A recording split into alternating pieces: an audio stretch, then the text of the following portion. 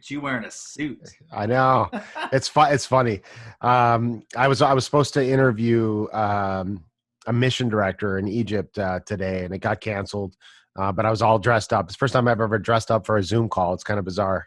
Right. It's like you're going into a real job. I know. It almost feels silly. And in fact, you could wear whatever you want on the bottom because they're not going to see that. Or you can wear you can wear nothing. Yeah. I'm usually wearing MMA shorts and karate pants. Yeah, it's good to be comfortable. I mean, belts are no good. They're so tight and restrictive. It's not good for the chi flow and the circulation in the important regions of the body, mind you. There you go. You sewed. Yes. Hey, how's my audio? Is this all right? Yeah, it's maybe a little loud. How's mine? A little loud. Oh, yours is perfect. Okay. Just turn it down maybe like 15% or something. Check. Testing. Does that sound good? Yeah, that's good. Yeah. Okay, cool. Mine's good. It's loud enough, but not too loud. Yeah, it's perfect. All right, good. So, yeah, man, thanks for coming to the show today. This is great. Yeah, it's good to be talking to you. Yeah, it's good to be talking to you too, brother Paul Rana. And I know we've been trying to make this happen for a while. I was actually really busy for the last couple of weeks, so I haven't had an episode. So there's been this little break, which I think in a way is good because in the beginning, I was just producing episodes almost like every couple of days and sometimes daily. And that might be a little much for people to even keep up with. And so I figured, let me take a break. I needed a break and let people catch up with some of the episodes. Some people haven't even had a chance to watch any of them. And it's cool to have you to sort of welcome back the show. Thank you for having me on, man. And yeah. There's definitely been an inundation of tons of Masonic education during this COVID experience. So yes, I can feel that people sometimes they want to have clones to be able to get all the things. Yeah. And you need time to sort of breathe and digest, what you're exposing yourself to. You can almost have an overexposure. Some people can, have nervous breakdowns or lose their minds over this stuff. I mean, this is some deep stuff we're digging into. Well, it's kind of like with news feeds in general. You can't tap in 24/7 to a news feed. It'll just drive you nuts. You got to find that balance, just like we always talk about work-life balance, Right. Mm-hmm. That's right. Yeah, I've been trying to tell my mom that because she's always, coming rushing down the stairs. She lives with us now. She's always rushing down the stairs of the latest COVID updates. And I'm like, it's a little much sometimes. Yep. Got to keep that balance. You got to keep that balance. Exactly. So yeah, brother, I'm really happy you're here. A lot of stuff we can talk about. But I thought it would be good to start with maybe a little introduction, biographical introduction. Who's Paul Rana? Where do you come from? What's your background? What did you go to school? What did you study? That kind of stuff, and how it led you to Freemasonry and these kind of mystery traditions in general. Sure. Yeah. Number one, thanks for having me on, man. And love that you're doing this podcast, Just Masons, to get people together about anything under the sun, right? Yep. As far as me, I grew up in Phoenix, Arizona. Lifelong interest in esotericism, comparative religion, spirituality, nature, things like that. Disciplined in martial arts at a very young age. And I think that influenced and informed a lot of what I did in the future, as well as just comparative religion studies as a young child. Professionally, went to school for business. Well, I was going to go to school for music originally, classical and jazz trained sax musician. Oh, wow. But but martial arts just kind of won out as the thing I really like to do. And then business won out as the thing that made the most sense for, lifestyle and making money and having a career. That's right. Yep. So really my passions are martial arts, philosophy, religion, music, but went to school for entrepreneurship. Texas State University, my alma mater is here in San Marcos, where I live now, San Marcos, Texas. Kind of the gateway to the Texas Hill Country, lots of rivers, streams, places to hike, lots of outdoor stuff. Is that far from Austin? We're about 30 minutes south of Austin. Okay, so you're pretty close. Yep. Best of both worlds. Yep. And professionally, I work in real estate these days. Actually, 15 years ago, I moved to Austin for real estate as the lead underwriter for New Century Mortgage. They were the biggest subprime lender in the nation at the time, and I was their head underwriter at their world headquarters. 3 months later, the crash happened and didn't have a job, but fell in love with Austin and found ways to pivot in real estate, and it's still my main gig, 2020. Great. And so so you had this lifelong interest in philosophy and religion and mysticism. And when did you get into Freemasonry? Was that the first thing you got into, or did you get into some other orders first and then got into Freemasonry? In your case, I guess that would be an appropriate question. Yes, sir. Yeah. So there's a couple layers to that. I wanted to join Freemasonry at 18, but at the time in Arizona, where I grew up, the law was 21, like the Grand Lodge law was. I moved to Texas right before my 21st birthday and went down to the lodge on my 21st, got a petition. And I think in Texas, it was 18 at the time. Oh. If I was here earlier, I would have been in Mason at 18. Yeah. Got initiated at 21, went through the degrees, became a master in about 6 months, something like that. Went through the Scottish Rite.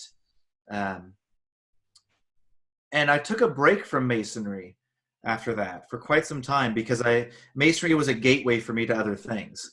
And I stepped into a very esoteric lodge with a lot of esoteric brethren that turned me on to things like the Hermetic Order, the Golden Dawn, the Gnostic Church, Martinism, Sethian Gnosticism. And I dived into those highly esoteric rites for a solid decade before really returning to Masonry, full swing like I have the past few years.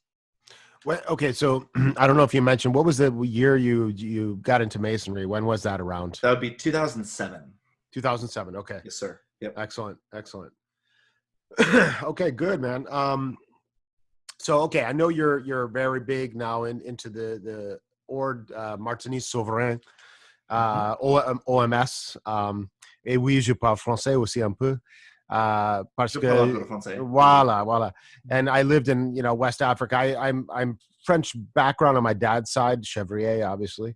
But and I studied some French in high school, but I forgot all that, and I hated French in high school. Little did I know I was going to really need that later in life, living in French West Africa for 12 years. And that's where I ended up repicking up my French. It's just living in Africa. You had to. And best way to do it. The best way to do it. Yeah. Total immersion. So I speak French with a West African accent, which is kind of odd. I remember once I was Café du Monde. Okay. Voila. World Cafe. Yeah. I remember once when I visited Montpellier when I was from Africa for a job I had fixing medical equipment for a short period of time when I was poor in Africa, trying to make a living however I could. I remember getting, out of the airport and got in a taxi, and I was talking to the taxi driver in French, and he was like, "Where are you from?" And I was like, "Oh, I'm American." And he's like, "Oh, but you're American, but you speak good French. I don't hear Americans ever speak French, and most Americans cannot speak French." And he said, "But your accent is strange." And I was like, "Oh, well, I actually picked it up in West Africa." He's like, "Aha, that's why it's doubly weird, because you're an American, but you sound like a Black African speaking French. You've completely screwed up my head now." So, that's like when I speak French. I grew up in Arizona, so Spanish was a thing, right? I took Spanish in high school, and then I jumped into French purely because of Martinism, because it's the French tradition. Interesting. And in order to get deeper and translate materials, you had to learn the language, right? Cool. But wow. I have no one to speak it with, so I can read it really well. I can translate it, but when I speak, it comes out as like this weird French, Spanish, English, so no one can understand you. I can understand you. I've heard some of your French. It's fine. I mean, it's clear to me. And I think, speaking, you definitely have to get used to that. And that comes just with practice. Yep. And I think as an American in particular, speaking French people can be very shy about it because it's such a difficult accent for Americans. And so we tend to be self-conscious when we speak French. I was very self-conscious in the beginning, especially around French people, to speak French, because I always felt like I must sound like shit. This is horrible. I sound dumb. But hey, you just got to work through it. It's part of life. And that's like an analogy for life in general, whether it's right in Masonry, being embarrassed to stand up and do catechism or do floor work, or in martial arts with a kata, the only way to do it, or playing an instrument, the only way to do it and get better is to go out and do it. Right. That's it. You got to start. You got to try, man. Yep. You got to use your willpower. Yes, sir. Okay. So yeah, let's hear about the OMS, man. I know you're the man to talk to, and that's one of the big things I want to talk to you about on the show today. What is the OMS? What is the Ordre Martinistes Souverains? For people that don't know, and sort of what's your role or your title in the organization? Sure. So Martinism, Ordre Martinistes Souverains is a Martinist order based out of Austin, Texas. And we founded it after about a decade of solid study within the Martinist tradition worldwide. And our goal was to bring together all the concurrent forms of Martinism, all the different strains, from the magical rites of Martinez de Pasquale, which was founded off of high-grade French Masonry from the 1750s. Mm-hmm. Very magical, very Kabbalistic, very initiatory, to the knightly chivalric traditions of Jean-Baptiste Willermoz and his RER and CBCS, a little more of a Masonic bend to things. From the purely mystical, inspired, almost like the Buddhist form of Christianity of Louis-Claude de Saint-Martin, his Way of the Heart. Yeah. And then finally capsuling with Gerard Uncas, Pappas, and his Ordre Martinistes. So we wanted to bring together all of these streams into one complete Martinist system, because we found that most systems were only doing one of these branches and even not doing that fully. Mm. So we brought this together, originally not intending to make an order. Uh-huh. We brought this together because we were just a bunch of adepts, or SIs as they're called in the Martinist tradition. We were just a bunch of adepts studying this, and found that the tradition was so much more vast and large and expansive than we could have ever imagined.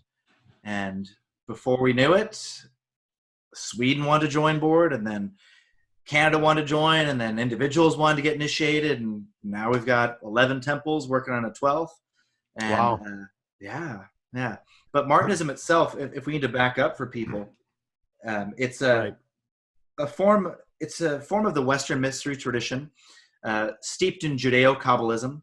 So Judeo-Kabbalistic Christian mysticism that seeks to reawaken in its initiates the knowledge of their origin, using the Judeo-Christian myth of the fall of man. It essentially forms the backbone of the Western esoteric tradition's so-called secret tradition. And it seeks through experience, through initiation rituals, through lots of personal meditation, personal ritual and study, to reawaken archetypal symbols within the individual that allow them to experience these things as realities instead of just as philosophical concepts. So it takes a lot of Masonic, Neoplatonic, Gnostic, Kabbalistic, alchemical concepts and allows you to work them in a practical, coherent, step-by-step system with others that can help test you along the way. Fascinating. So you said there was a group of you that sort of wanted to bring all these streams together and sort of bring out the best in all these streams, and also to sort of kind of highlight some of the best parts of these streams that may have been hidden. How many were you in that stage? I mean, roughly.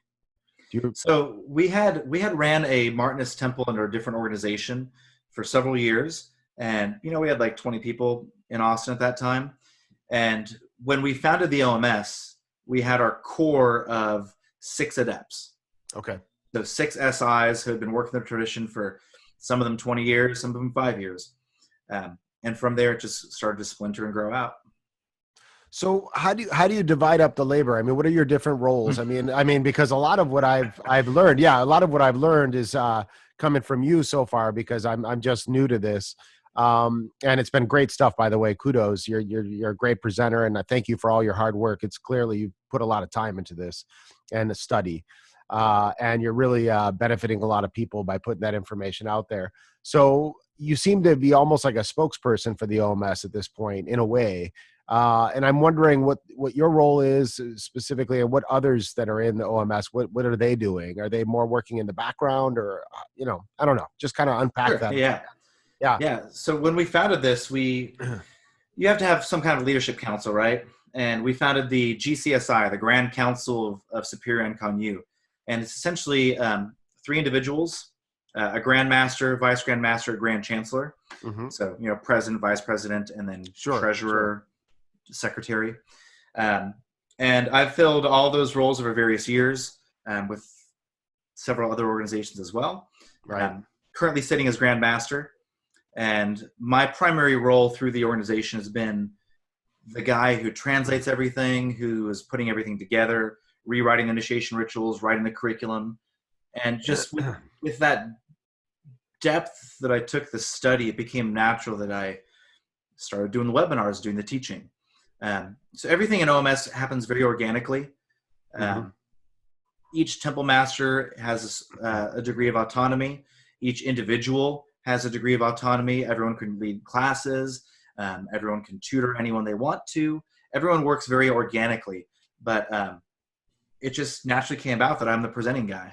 You know, I've been doing public speaking from karate to marching band since I was a kid. Yeah, that's great. I mean, you know, sometimes you'll find, you know, grandmasters or, you know, even worshipful masters and lodges aren't always the most active people in terms of the education. So it's kind of rare to see someone in the head leadership role of an order that's actually so active and doing so much of the education. But I think that's the ideal. I mean, I think that's the way it should be in a sense. You know, you should be taking on the biggest responsibility. That is the ideal. Yeah. As opposed to being just a figurehead. Right. Exactly. Actually being deeply involved in the work and knowing the ins and outs of every little detail of it. Yeah. I make the analogy with martial arts because you have martial arts background as well, don't you? I do, kind of. I mean, I studied some Shaolin Kung Fu when I was in like junior high school. And then I studied a little bit of Wing Chun, you know, I don't know, God, that was probably like, I'm sad to say 20 years ago or 15 years ago. So yeah, a little bit. And I've studied Qigong and some esoteric stuff around, you know, traditional Chinese medicine and that kind of stuff. Cool. Yeah. So with all of that, I mean, I make the analogy with leaders of organizations, whether we're talking individual temples, worship masters, or temple masters, as we call them in Martinism, or hierophants in the Golden Dawn, or grand councils, whatever it is. It's similar to martial arts, where just because someone's a really fantastic martial artist and they can do 540 spin kicks and spar and all that stuff, doesn't mean they know how to teach. It's true. And just because they know how to teach doesn't necessarily mean they can do those 540 spin kicks. Right. And then you add on organizational structures on top of that, you know, business etiquette or business savviness. And that's another part of that triangle that becomes even more rare. It's more rare that you have a martial arts school with a fantastic business acumen, personal practice, and the ability to teach. And OMS, we really try to have all three of those parts of that leg and run things very efficiently, very smoothly, very transparent. That's great. I mean, it's sort of like you're modeling the ideal of the Renaissance man in a sense, or a self-actualization process, that you should be well-rounded and in all of these areas of life. And I guess that harkens back to the idea of, you know, being rooted in the 7 liberal arts, you know, which was a well-rounded education in the past. Most definitely. And that's a liberal arts education isn't like that anymore. It isn't. No. There's more and more people getting liberal arts degrees, but less actual liberal arts education happening. It's true. It's true. As far as that well-roundedness. So, okay. So the OMS, pretty deep organization. How is it? And I know it's got a lot of ceremonial magic. A lot of that's in the, I think the Elu Cohen degrees, from Pasquale. But how is it different from other ceremonial magical orders like the Golden Dawn or the OTO? How would you describe the differences between those 3 organizations? And why do you, I assume you prefer the OMS. That's your favorite at this point. But I don't know. I'll let you talk about that. Yeah, those are great questions. You know, things go in trends too. I would say that, you know, the 60s, 70s, the OTO was real huge, especially with the psychedelic movement and Hollywood getting involved in the OTO. That's a completely different organization for sure. Maybe we can touch on that. I would say in the 90s, the Golden Dawn was a real big thing, especially when the internet first blew up. A lot of the first esoteric chat boards were Golden Dawn boards. Sure. And with that came all the bad stuff and the Golden Dawn flame wars and all that. And I'd say right now that just because of the state of where esotericism is, maybe it's because younger esotericists are becoming more the norm or becoming because maybe younger Masons want more esoteric practical work. Martinism is coming back to the forefront. And OMS was perfectly positioned for that because of the study and background we've done to set it up, that as that trend is popping up here, we're ready to fill that void. I would say that what makes OMS different from all of those is that it is essentially focused around Christian mysticism. Mm-hmm. It is focused around the way of the heart of Louis Claude de Saint Martin, mm-hmm. which eschews all those outer systems, outer symbols, dogma of all kind, and it's really just about connecting with the inner soul of man and that marriage with God. There's a quote from Saint Martin to Kirchberger, one of his students, where he says, to paraphrase, "The only initiation which I preach with all my heart and soul is that in which we enter into the heart of God and God enters into our heart, there to form an indissoluble marriage." So it's really, that is the core of all Martinism, is to find the deity within and to make a marriage between man and God. Yeah. Everything else is just techniques, formulas, ways. Yeah, that's the golden path, right? Yoga, union with the divine, as above, so below. Yep, the yoke of Christ. It really simplifies all these complex systems into this one thing that we're going towards. And the OMS does deeply explore the ceremonial magic of Pasquale, because, first of all, I love geeking out in that stuff. I think it's fascinating. I think I think people are fascinated by that highly complex ceremonial magic aspect, whether they know what they're looking for or not. It's attractive. It's intriguing. And I would say that the Golden Dawn is primarily that magical outward practice for most individuals when they join it. But I would say a good Golden Dawn order will gradually lead you towards inner theurgy, and it'll frame all that magic for personal work and theurgy for development, and you'll end up kind of in the same path as Saint Martin was doing, but maybe it kind of backdoors it around you. Whereas Martinism up front says, we're going towards this one thing. Right. So you guys are really focused on that inner transformation, the spiritual transformation, more than external magical, whatever practices that absolutely have maybe a more external focus sometimes. It's purely theurgical as opposed to thaumaturgical. So what's how would you define the difference between those two? So theurgy is literally divine working, right? But what does that mean?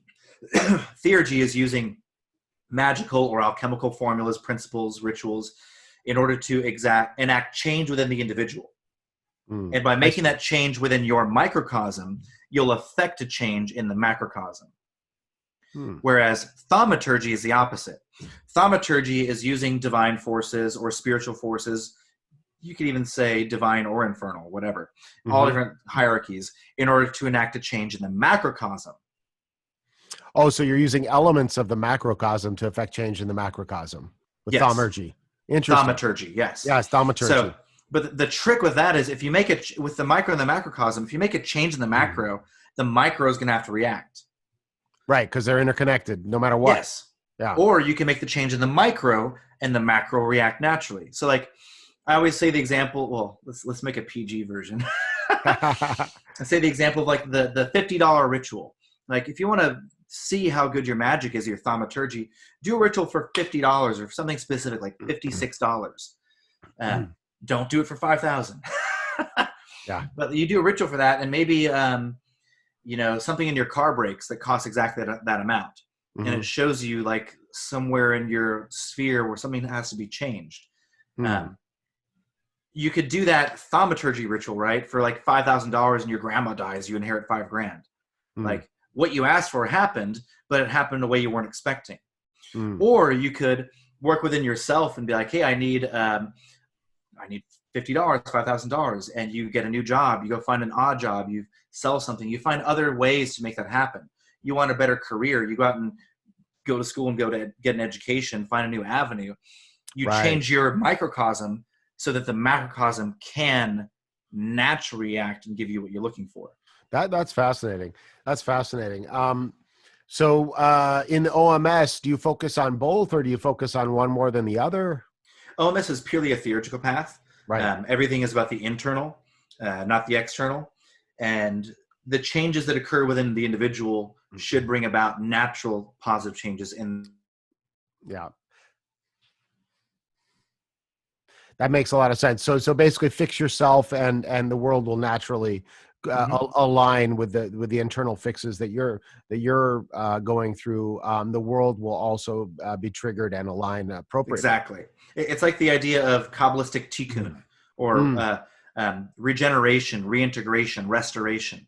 That's right. The idea with tikkun is you do tikkun ha-nefesh first. You restore your own soul. Yeah. Then tikkun ha-olam.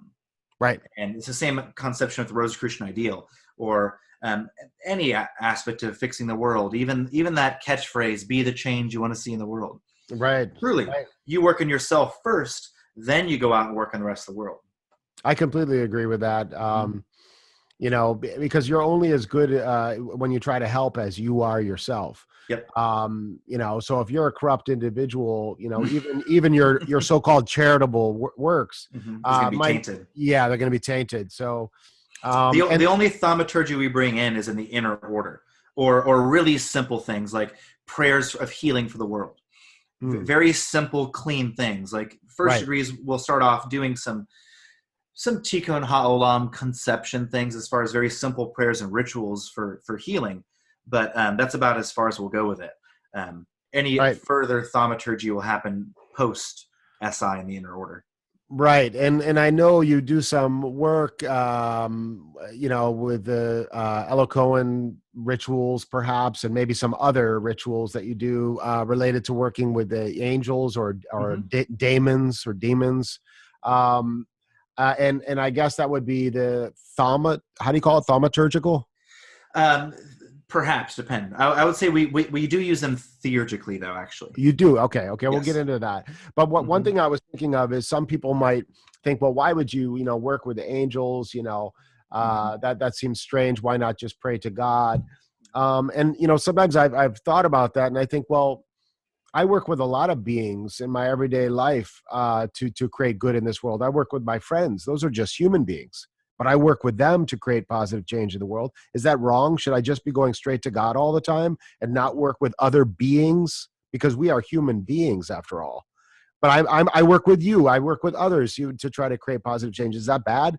And angels are also beings, maybe, or higher level beings. So is it bad to work with them also for positive change? They seem to have more leverage.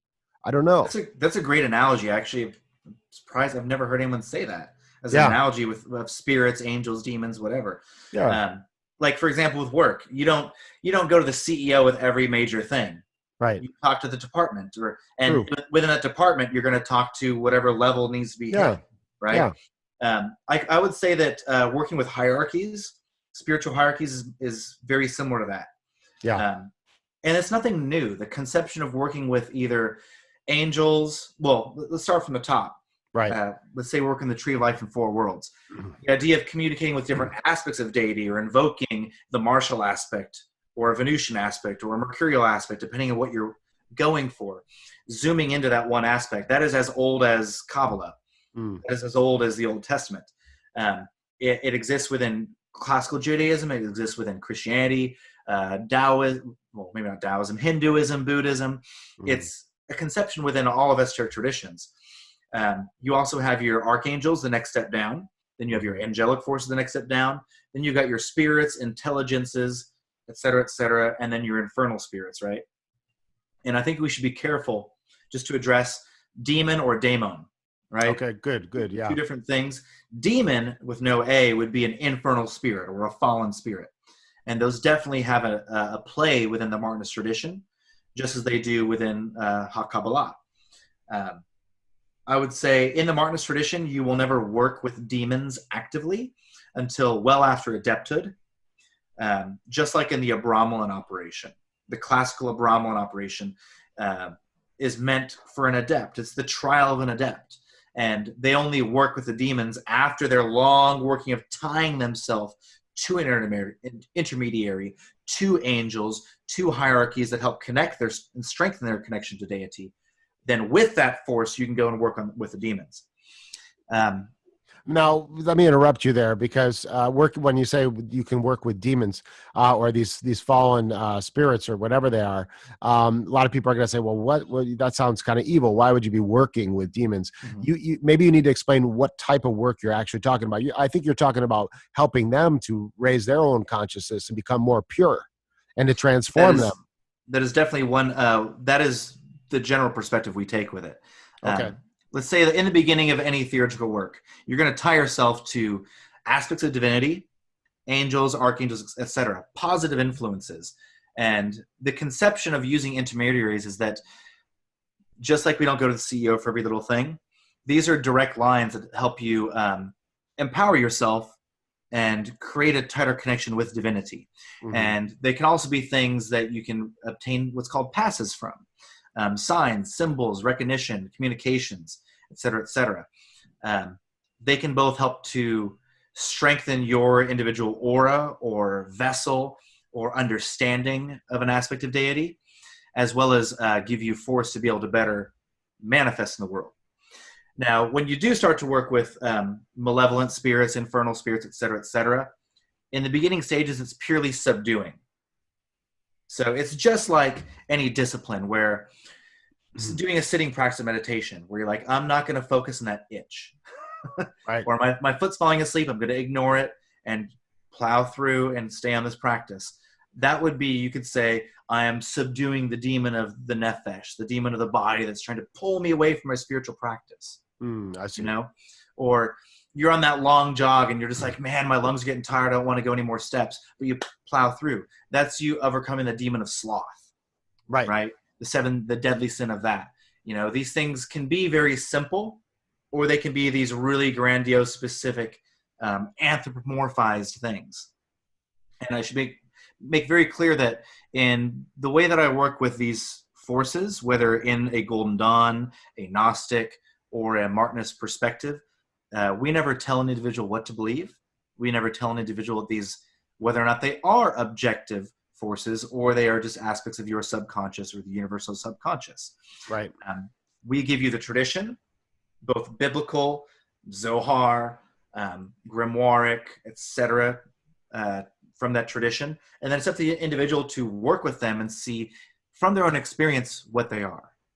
Right. Because there might be an array of those things that are true for you at any one time in your experience. Right. And so at this lower level of working with the demons, is that also similar to like banishing rituals? Yeah. Or like the idea of burning incense in your home to get rid of bad spirits? That's the kind of beginning level of working with daemons or demons. Yeah. Well, okay. Which one is demon. it? Demon in this case. A daemon, right, from the Greek, is generally used to classify a spirit, an intelligence, a beneficent intelligence. I see. For example, very different. Very different. For example, the Holy Guardian Angel has often been classified as a daemon. Okay, that's a really good nuance. Yeah, and it's the same thing as like what Socrates talks about with the daemon. You know, we're talking about beneficent forces, geniuses, intelligences. Right. Whereas when we say demon, using the Judeo-Christian form of the term, we're talking about an infernal spirit, a fallen spirit, or as Pasquale would call it, a -5 spirit or a -9, because it's got that number of 5 malevolence or 9 matter attached to it. Interesting. So he gets really, really specific about it. Huh. And yes, in the beginning, it's simple things like doing a banishing ritual, sprinkling with holy water, incense, or it's things like recognizing unconscious triggers. It's things like recognizing, I just got in a fight with my wife. Why did that happen? You know?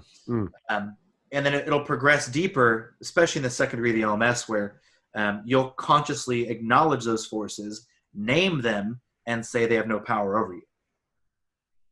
Excellent. And in higher degrees, you get into what you were tapping into earlier, which is essentially part of the Solomonic myth of how Solomon used the demonic spirits to build the temple not made with hands, to build the temple of Solomon, the temple of God, with the use of malevolent forces. And that's where his whole ring comes in, the 72 goetic spirits, is that he used the 72 names of God to subdue the demons and to raise them and elevate them. Right. And use them for divine force. That's actually using evil for good. So that is one of the adept works of finding decayed matter, finding lead and turning it into gold, truly. Wow, that's amazing. Okay, so the other thing that sort of popped into my mind was, I think I heard you talking in one of your lectures about how in the OMS you try to really make the rituals transformative and give people a profound experience. I mean, Masonry sort of aspires to that, but in reality, it doesn't always work that well. Everyone kind of claps and it's over, and you give your little speech and you feel good. Sometimes you feel really good. It depends on how well, the ritual was that you went through, and your own mindset and readiness for it, and how appropriate it was for you where you were in your life. Some people can go through Masonic rituals and not be impacted at all. Mm-hmm. But I think you said that in the OMS, you really tried to bring back that ancient idea of initiation and ritual that actually does transform people and really does let in true light of transformation.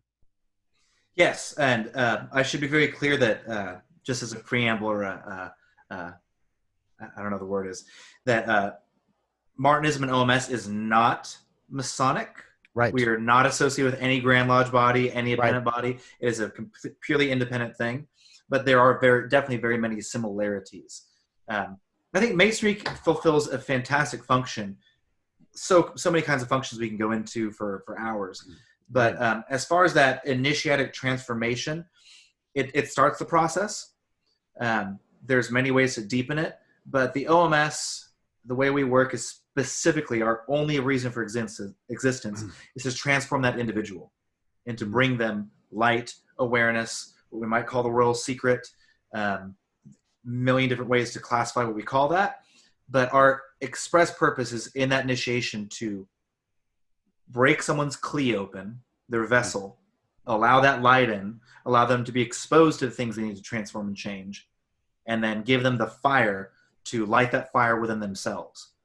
And that happens with bringing them into our egregore. That happens with our very structured and complete curriculum. That happens through our online chats, forums, and support mechanisms we have built in, as well as our in-person teachings, classes, and all that stuff. What would be really cool is do you have any stories of, I don't want you to go into any details of ritual or anything like that. You got to keep the surprise. But do you have any stories of, without naming people, of reactions that people have had where they were like really touched by a ritual or transformed? Yeah, and again, that is hard to talk about without getting specifics on things. But right. For example, in OMS, we ask all Martinists, if a Martinist of another rite seeks to join, we ask them to start over at first degree. And some people get taken aback by that at first until they realize the scope of what our first degree is. We've initiated a lot of SIIs, Grandmasters of other orders, bishops, et cetera, et cetera. And one of our bishops, he went through, and when he got to the third degree, after spending another 3 years, after already studying Martinism for 20 years, he comes out of that SI, and he's just like, that was the most powerful transformative initiation I've ever been through. Wow. And this is a dude who he's founded multiple Gnostic churches. He founded America's largest growing Gnostic church right now. I'm not going to name it, but okay. And he's been involved in a lot of things. And to have people like that just floored, that's what we do this for. We do this for this. Makes it all worth it. Makes Yes. it all worth it. Yeah, because you're here to help people. You're here to help the world, right? That's right. That's the goal, man. Yeah. So, a lot of people have been talking more around this term egregore lately, as this knowledge is sort of opening up. And, I don't think everyone's real clear on what that term means. It seems like you have a pretty strong familiarity with that term. Could you explain that from your own perspective? What does egregore mean? So just out of curiosity, I Googled it real quick. The definition, right. According to Theosophy Wiki, is a group thought form. It can be created either intentionally or unintentionally and becomes an autonomous entity with the power to influence. A group with a common purpose, like a family, club, political party, church, or a country, can create an egregore for better or worse, depending on the type of thought that created it. That's actually a pretty darn good definition. Yeah. The way that we use it. So in that, an egregore can be anything with a strong thought form behind it, a concept, an ideal.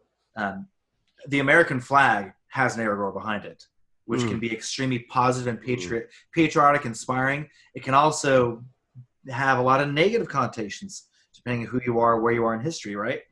The way that we use egregore could be jingoistic in a negative way, you know? Yep, exactly. Yeah. The way that we use egregore in Martinism or the Golden Dawn groups I work with, we create consciously a group entity, a spirit, a vibration, a vibe. We create an entity that we work with that is something you can tap into. It's a spiritual force, a current. Right. A current is one of my favorite words for it. The Martinist current, the Gnostic current, the Golden Dawn current. And it filters down from the top bottom. Its goal is to tap into a clear stream of divine brilliance, inspiration, magnificence, beneficence, and to filter that down into ways that individuals can receive benefit from it. Just like Moses veiled his face when he came down from the mount. You know, he couldn't even reflect the full light of deity to the Israelites. He had to veil it, and they could only see it through the veil. Wow. An egregore, you could say, we try to bring that divine effulgence and bring it down to the individuals in corresponding grades. So you'll have a grade password for each grade. The first degree password will give you access to that egregore and the kind of inspiration you need in that. The second degree will give you a different password with another level, another filter on it, or coloring, so to speak. And the third degree gives you the full-on brilliance.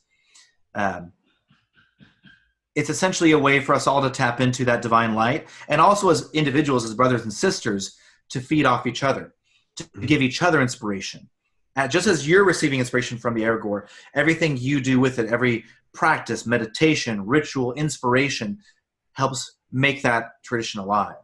And I think that's, again, what makes OMS different from, let's say, systems like the OTO that are kind of stuck in doing the same thing again and again, or other esoteric rites that aren't innovating, is that we're constantly innovating. We're constantly finding new ways to do things. We're constantly doing new classes, finding better ways to work the system. Right. So by keeping that alive, that makes the egregore stronger. That makes the system stronger. That makes the individual stronger. Right. I mean, the end should be the goal should be what this is about, the purpose, fulfilling the objective, and not the means. Yes. The means can be adjusted as you learn. Yes, and as long as we stay within those landmarks. Yes. Well, yeah.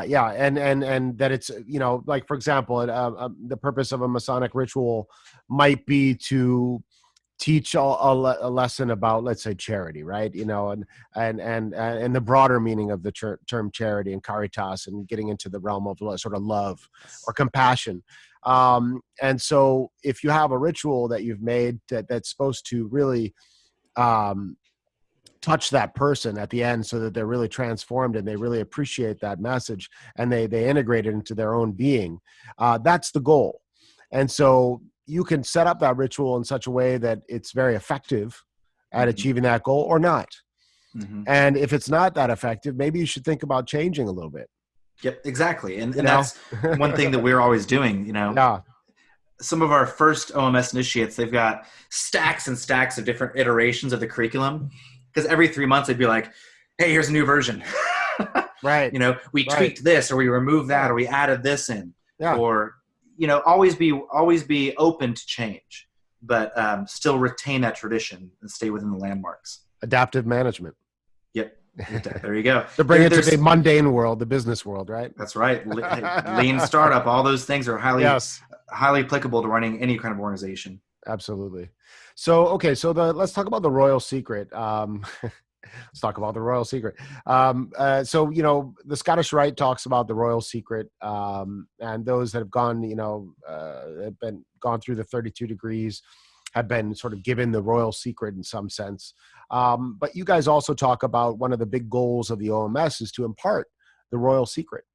And so do you see the royal secret that's imparted in the Scottish Rite and the OMS to be the same thing or somehow is there a nuance there that, we need to be aware of? Sure. And that's a good question. I could see how that could be perhaps a little confusing to an outsider looking in, is like, they both use this term. Is it the same or is it different? I would say that, number one, the way that we use the term royal secret, it's an umbrella term, and it's a convenient term, just like the term enlightenment or illumination, attainment, adepthood, masterhood. These are convenient terms that give us a place marker, a landing for what it is we're trying to talk about. When we convey the Scottish Rite, they convey, without revealing things, the essence of equilibrium. And they convey a lot of amazing things in their rites. And when you come to 32nd degree, you're considered a sublime prince of the royal secret. We seek to make this a practical reality, a living reality, as opposed to just a philosophy. And again, getting back to practical esotericism, we can learn a million ways of studying philosophy, esotericism, all that stuff, but until you start doing it and make these symbols living realities, it doesn't really matter. It's just in your head. So through our work, through our rituals, we try to make this thing tangible. And we use it as a synonym for the Stone of the Philosophers. We say it is the mystery, capital M, which unites and dissolves all mysteries of heaven and of earth. It can be likened to the Philosopher's Stone. It can be likened to sovereignty, kingship, the Arcana Arcanorum, the secret of secrets, as it's been called in other systems in the past. You can also say that it is a symbol for the process of transcending the bounds of matter and the bounds of your persona, rediscovering your spiritual origin. You could also say it is synonymous with union with your higher self or the holy guardian angel. All those things fall under our umbrella of what we're talking about when we say the term the RS. Can you say that it's the source of true freedom? Definitely, yes. Yeah. Which is not just a gift, but it's also a burden. Comes with a lot of responsibility, right? Yeah, sovereignty, exactly. Yeah. Excellent. Okay, so you guys. Well, first of all, you have these Elo Cohen degrees where you're doing more of these, rituals with circles drawn and candles and such. But after you go through those degrees, you still do, and even in the higher degrees, or once you've gone to some higher level in OMS, you still do rituals where you're doing drawings on the ground with candles and shapes and invoking things. What is the added value of doing a ritual versus just straight up prayer? Because I think that's the part that scares people. And I sort of made a joke recently. I was talking to somebody and I was saying, I don't know what it is. As soon as you bring in geometry into your prayers, people start getting scared and think it's evil. It's just geometry. I mean, you draw on a triangle. It's a pentagram. Yeah, these are shapes. These are shapes. Why are we scared of shapes? Why does it suddenly become evil? And I think a lot of, obviously it probably has to do with media coverage of the Satanist groups back in the 80s, and they were doing pentagrams and stuff. So it's gotten burned into the psyche of people that these shapes are bad, but it's just geometry. Yeah, and back to the Salem witch trials and the Spanish Inquisition, et cetera, et cetera. Yeah, I mean, it is geometry, and these are we're working with Platonic figures as well. Right. I would say, I mean, there's so many ways to tackle that question, but why is, just to reframe it, what is the added value of doing ritual beyond just prayer alone? Number one, changing your mindset, right? There's something about putting on a robe, donning a magical persona, maybe a nomen mysticum, a mystical name or a motto, that separates you from your mundane personality. So you're no longer just Paul Rana, the husband, the karate, the real estate, whatever. You're now Frater XYZ. And you've separated a part of your, not to say that we're going into like split personas, but we're kind of compartmentalizing ourselves so we can focus in on our spiritual intention, right? And allows us to completely, just like when you do yoga practice, the first thing they say when you sit down on your mat is close your eyes, enter your breath, and let the outside world fall away. so you can completely focus your thought, will, word, intention, action upon what you're about to engage upon that prayer. Mm-hmm. Like the difference between sitting down. I grew up Catholic, love the ritual aspect, but there's an element of sitting down to dinner and you just say the words, it doesn't mean anything. You just like glaze over it real quick. Right. As opposed to sitting down, taking some time to breathe, maybe lighting a candle.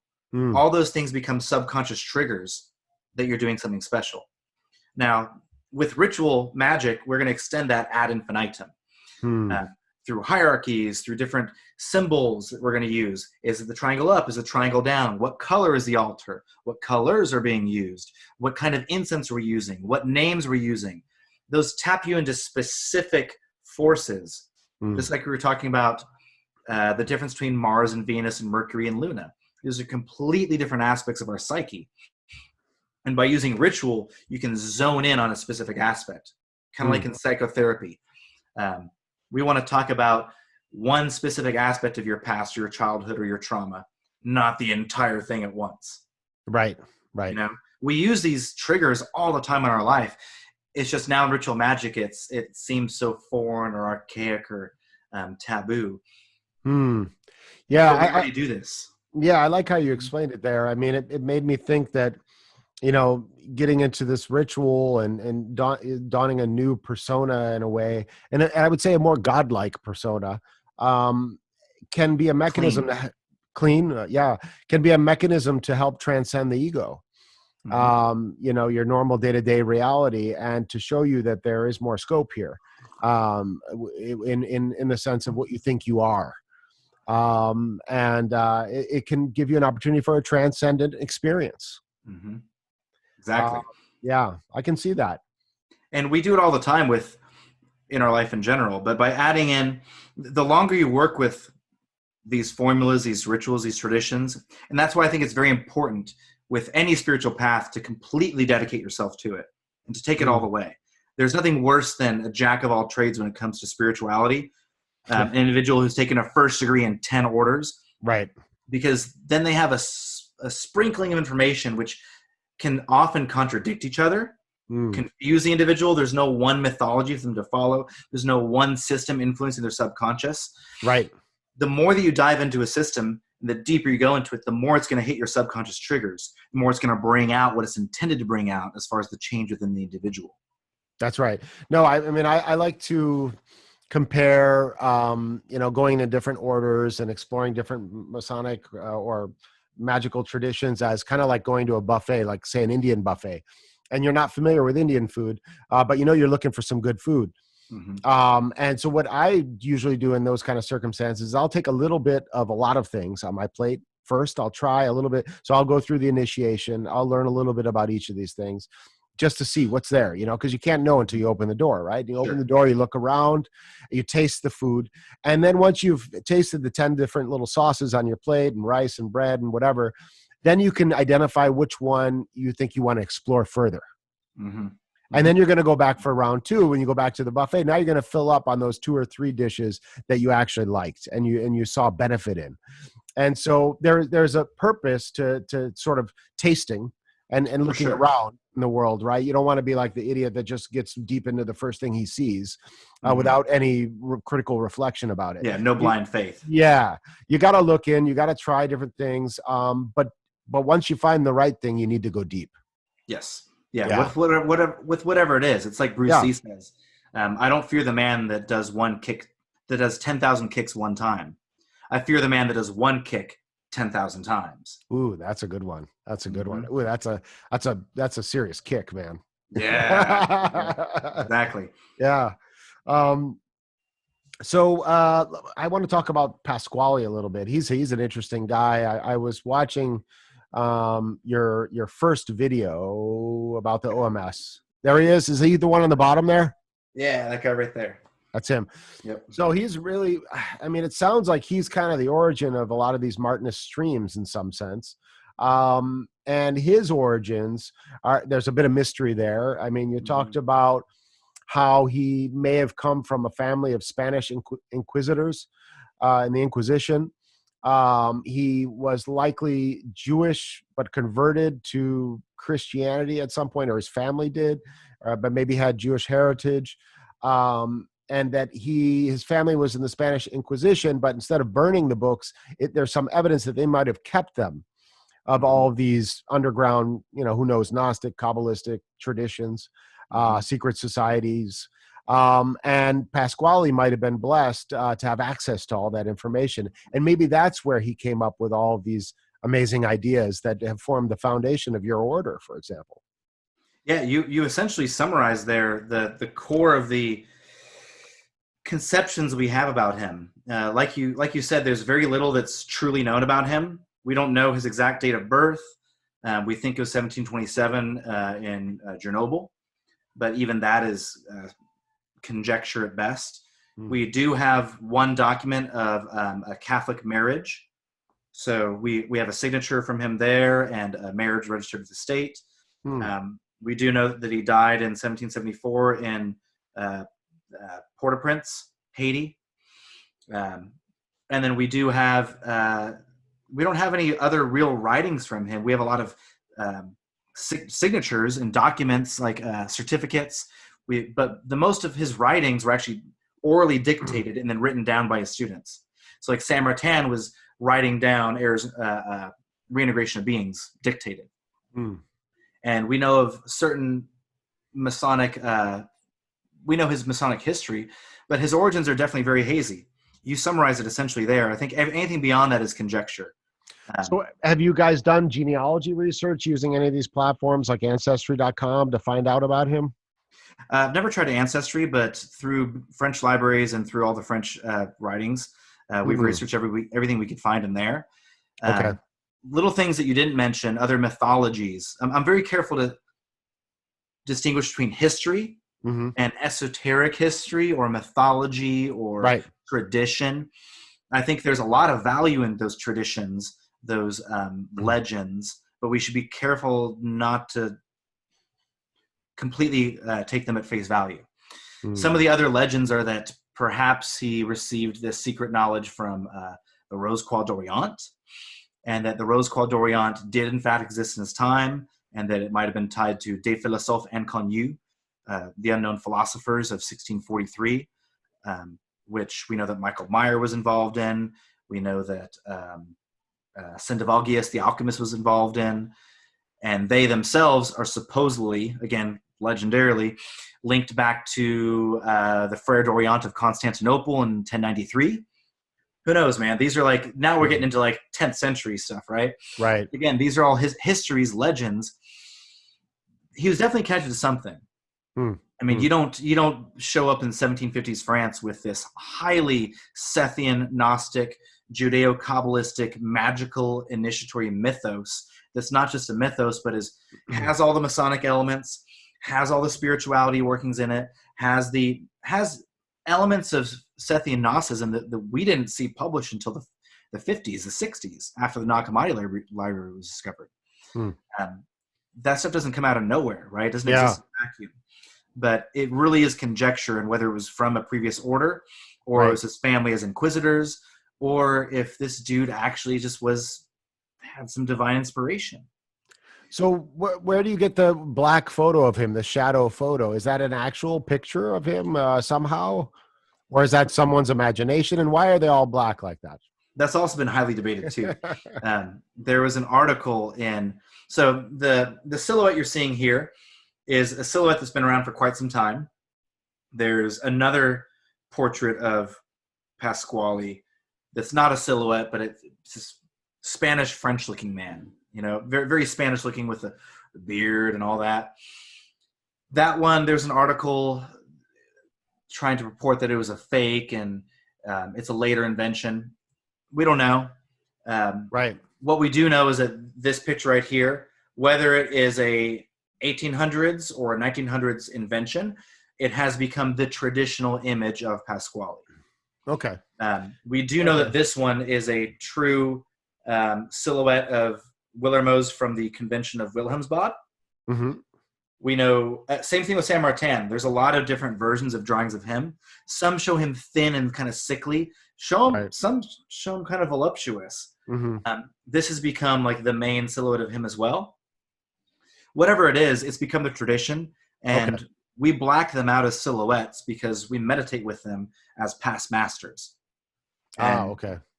rather than just this badge you wear after sitting through a chair for a year, the past masters, whether it's PAST or PASSED, in the Martinist tradition, they become kind of like batteries or egregores in themselves, or spirits in themselves, inspiration, in which when you're reading their texts, when you're meditating, trying to connect with the tradition, you bring them up in your mind's eye and your imagination as a living entity that you're trying to get inspiration from.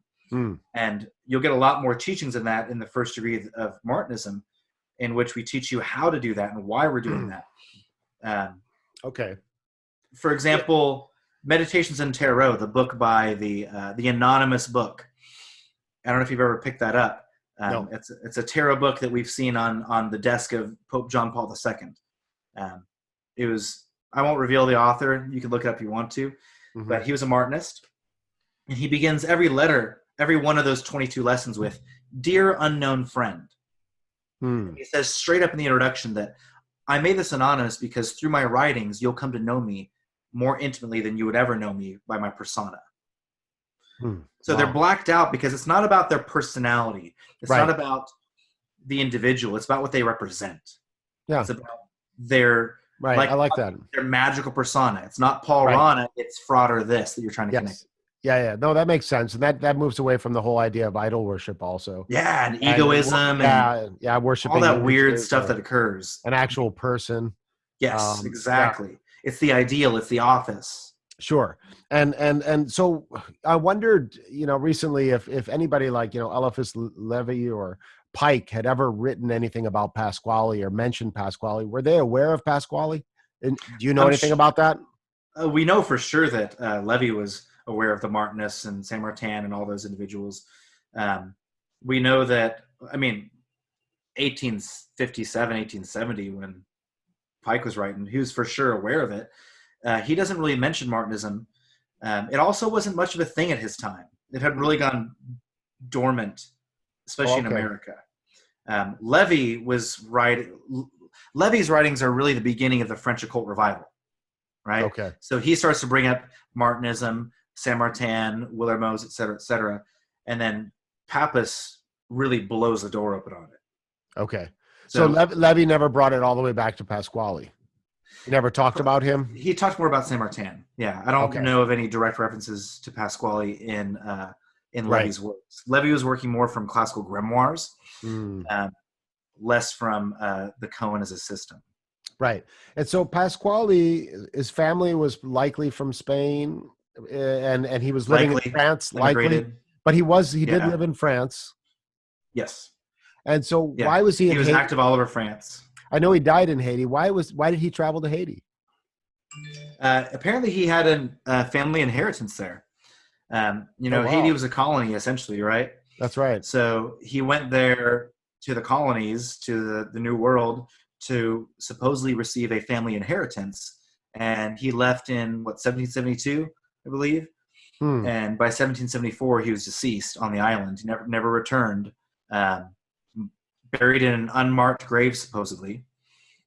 One of my goals this year actually was to be in Haiti for St. John's Day, summer solstice. Wow. But they're essentially going through a civil war right now. So despite COVID, it's not a good time to go to Haiti. So maybe next year. What's strange about his death in Haiti is that after his death, there were reports of people seeing him in lodges, seeing him in temples all throughout France, hiding in the shadows, or like this figure coming around. And I think that's where some of the legends of past masters and unknown hidden masters, all those things that Blavatsky then ran with later, I think that's where some of these legends start to come from. And part of why we put these effigies up in our temples and meditate with them is we're trying to connect with that spirit. Cool. Whether we take it literally or just figuratively. So awesome, brother. We could go on for years, but I don't want to overwhelm the viewers and end up like a 3-hour show. I mean, we've gone like an hour and a half now. I think that's probably good. And it also leaves room deep for us. dive like Joe Rogan. Yeah.